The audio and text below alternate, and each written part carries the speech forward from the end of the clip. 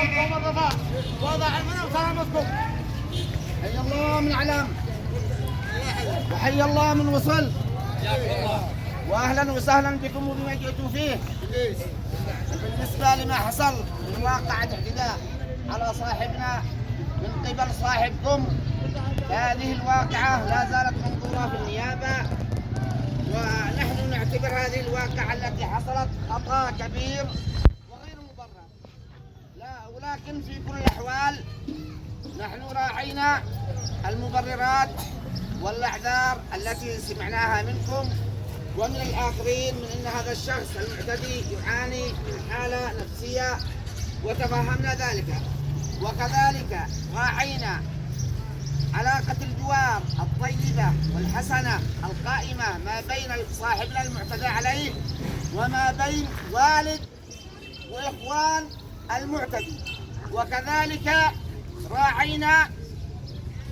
راعينا الجهود والمساعي الطيبة والحديثة التي بذلها بعض الأخوة الوسطاء من العقلاء الذين احتووا هذا الموقف، والذين وصلوا إلى بيوتنا ودعسوا فرشنا وتحت خشبة سقف منزلنا، متجوهين ومحكمين وباذلين أقصى الجهود والمساعي من أجل حسم الخلاف وإصلاح ذات البين.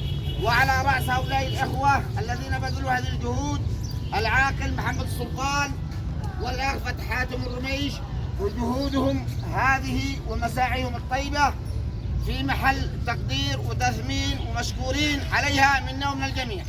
نتمنى ونأمل ألا يتكرر مثل هذه الأخطاء مرة أخرى. فإذا كنا هذه المرة راعينا ما حصل لعدة الاعتبارات التي ذكرناها سالفة الذكر، فأما إذا تكرر مرة أخرى خطأ فنحن لن نراعي أي اعتبار، وسوف يكون الرد الجزاء من جنس العمل. عموما وصولكم اليوم مقدمين الصلاة والرضا إلى مكان الغثاء هذا منكم وفاء، ونحن نبادلكم بنفس الوفاء من باب مراعاة الأخوة والصحب والجوار، ومن باب الاحترام والتقدير لكم يا الحاضرين الواصلين ولجميع من حضر. فما وصلتوا به اليوم من رد اعتبار فهو مقبول ومرجوع، وسلامتكم. حيا الله وجيهكم. وهذا الحكم يا عاقل محمد، وصاحبنا يطلع مع العاقل محمد ايش؟